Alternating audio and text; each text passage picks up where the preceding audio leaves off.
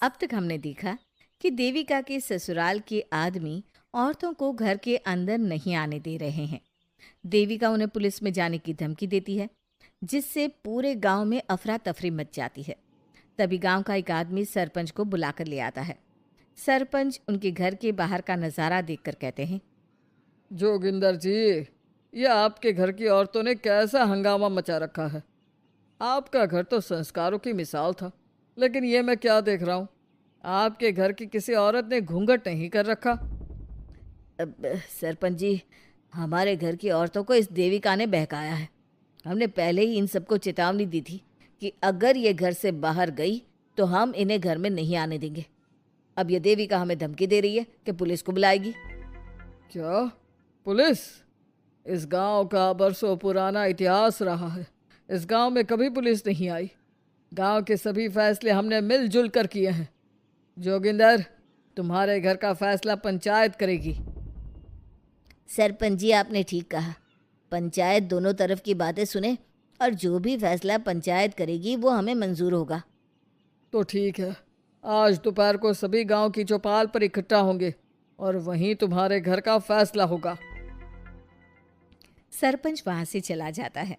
घर के आदमी घर के अंदर जाकर दरवाज़ा बंद कर लेते हैं और घर की औरतें वहीं घर के बाहर पेड़ के नीचे बैठ जाती हैं। तभी विमला कहती है। देविका बहू, तुम्हें भूख लगी होगी ना? नहीं माँ जी, मुझे भूख नहीं लगी, मैं ठीक हूँ। बहू, तेरा बच्चा छोटा है अभी, तुझे भूखा नहीं रहना चाहिए। वेदा, सुजाता, जाओ पास में जो पंडित जी का बाग है ना, वहाँ से कुछ फल तोड़ लाओ। वीना और सुजाता पास के बगीचे से खूब सारे फल तोड़ कर ले आती हैं। सभी औरतें फल खाती हैं। तभी देविका कहती है।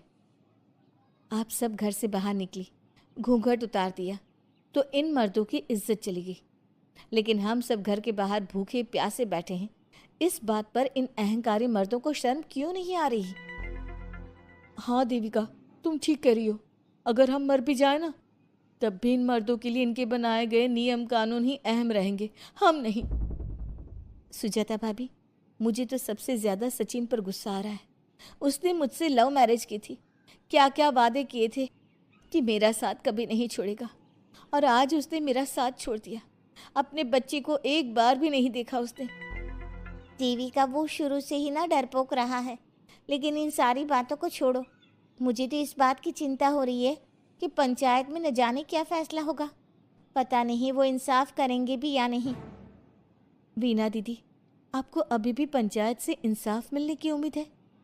अगर इस गांव की पंचायत में सच में इंसाफ करने की भावना होती तो सरपंच जी अभी हमें घर के अंदर जाने देते। देखा नहीं कितना जहर उगल कर गए हैं हमारे खिलाफ। तो बहू, अब हम क्या करेंगे? पंचायत तो हमारे खिलाफ ही फैसला सुनाएगी। पहले तो हम अपनी सारी बातें रखेंगे। अगर ये लोग नहीं माने तो आपको वही करना होगा जो मैं कहूँगी। लेकिन एक बात आप याद रखना, किसी भी सूरत में हम झुकेंगे नहीं, क्योंकि हम सही हैं।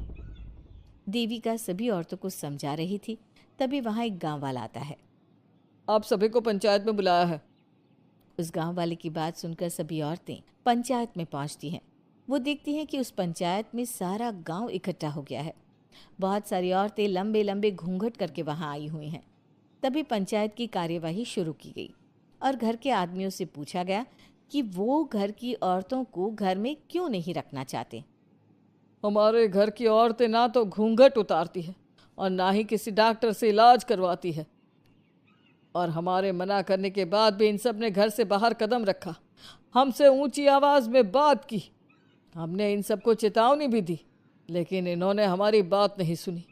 अब ये सभी औरतें हमारे घर में नहीं रह सकती। अब औरतें अपना पक्ष रखें। ये कानून की किस किताब में लिखा है कि औरतों को घूंघट करना चाहिए? और अगर मेरे ससुराल की औरतें मुझे डॉक्टर के पास ना लेकर जाती तो ना मेरा बच्चा जिंदा बचता और ना ही मैं। लेकिन दाई अम्मा से हम इलाज करवा रहे थे ना। दाई अम्मा को कुछ समझ में नहीं आ रहा था। देविका का इलाज दाई अम्मा के बस की बात नहीं थी। काफी देर तक दोनों पक्षों में बहस चलती रही। दोनों एक दूसरे पर आरोप प्रत्यारोप लगाते रहे। लेकिन दोनों पक्षों की बात सुनने के बाद पंचायत ने जो फैसला लिया उसके लिए तो देविका पहले से ही तैयार थी। दोनों पक्षों की बात सुनने के बाद पंचायत ने यह फैसला किया है कि सारी गलती महिलाओं की है। अगर वो अपने अपने पतियों से माफ़ी मांग लेती है और वादा करती है कि भविष्य में कभी ऐसी गलती नहीं दोहराएंगी, तो वो घर के अंदर प्रवेश कर सकती हैं। हमें पंचायत का फैसला मंजूर नहीं है। हमने कोई गलती नहीं की जो हम माफ़ी मांगे। और किस बात का वादा करें हम? हमने देविका की जान बचाई है, तो आप हमसे भविष्य में किसी की जान ना बचाने का वादा ले रहे हैं क्या? अगर तुम्हें पंचायत का फैसला मंजूर नहीं है तो तुम सबको घर में नहीं पुरानी हवेली में रहना होगा, जो अब खंडहर बन चुकी है। यह खंडहर तुम्हारे घर के सामने ही है। सरपंच जी, आपका फैसला सही नहीं है। एक बार और सोच लीजिए इस फैसले के बारे में। ओ शहर की छोरी, 4 किताबें क्या पढ़ ली, हमें सही गलत का पाठ पढ़ाएगी? तुझे पता नहीं कि पंचायत का फैसला यहाँ सदियों से चलता आया है और लोग उसी को मानते आए हैं। अच्छी तरह जानती हूँ सरपंच जी। अगर मैं चाहूँ तो आपके इस फैसले को कोर्ट की चौखट तक ले जा सकती हूँ। पुलिस को बुलाकर अभी घर के अंदर जा सकती हूँ। पंचायत और घर के आदमियों की शिकायत पुलिस में कर सकती हूँ और अपने बच्चे को उसका हक दिलवा सकती हूँ। लेकिन नहीं, मैं ऐसा नहीं करूँगी। मैं उसी खंडहर में रहूँगी और इस गांव के आदमियों को दिखा दूंगी कि औरत खंडहर को भी महल बना सकती है, और वो भी बिना किसी आदमी की मदद के। सारे गांव की औरतें देविका की बातें सुनकर हैरान हो जाती है। उनका जीवन घूंघट और घर के 4 दीवारी के बीच में ही था। कोई औरत अपने हक के लिए पंचायत से भी टकरा सकती है, ये बात उन्होंने पहली बार सुनी थी। अब देविका घर की औरतों के साथ खंडहर में चली जाती है। माँ जी, ये खंडहर तो काफ़ी पुराना है। भाभी, खंडहर पुराने ही होते हैं। मुझे तो डरावना भी लग रहा है। मैं डर की वजह से कभी इस खंडहर के आसपास भी नहीं आई, लेकिन मुझे क्या पता था कि एक दिन इसी में रहना पड़ेगा। ये तो टूटा फूटा भी पड़ा है। माँ जी, एक काम करते हैं, ये खंडहर तो काफ़ी बड़ा है, इसलिए एक हिस्से की साफ सफाई करके उसे ही रहने लायक बना देते हैं। बाद में धीरे धीरे पूरा खंडहर ठीक कर लेंगे। हाँ बहू, तुम ठीक कह रही हो। विमला भाभी और मैं इस खंडहर के टूटे हुए हिस्सों पर मिट्टी और ईंटें लगा देते हैं। सुजाता और विना, तुम साफ सफाई कर लो। सभी औरतें मिलकर खंडहर के एक हिस्से को सुधारना शुरू कर देती है और काफ़ी देर तक मेहनत करने के बाद वो उस हिस्से को काफ़ी हद तक अच्छा कर लेती हैं। और इसी तरह रात हो जाती है। सभी औरतें बैठकर बात करती है। माँ, हमने इस खंडहर को घर तो बना दिया है, लेकिन ये घर चलेगा कैसे? हाँ माँ जी, मैं भी यही सोच रही हूँ। और हम सब तो बड़े हैं, गर्मी सर्दी भूख कुछ भी आसानी से बर्दाश्त कर सकते हैं, लेकिन देविका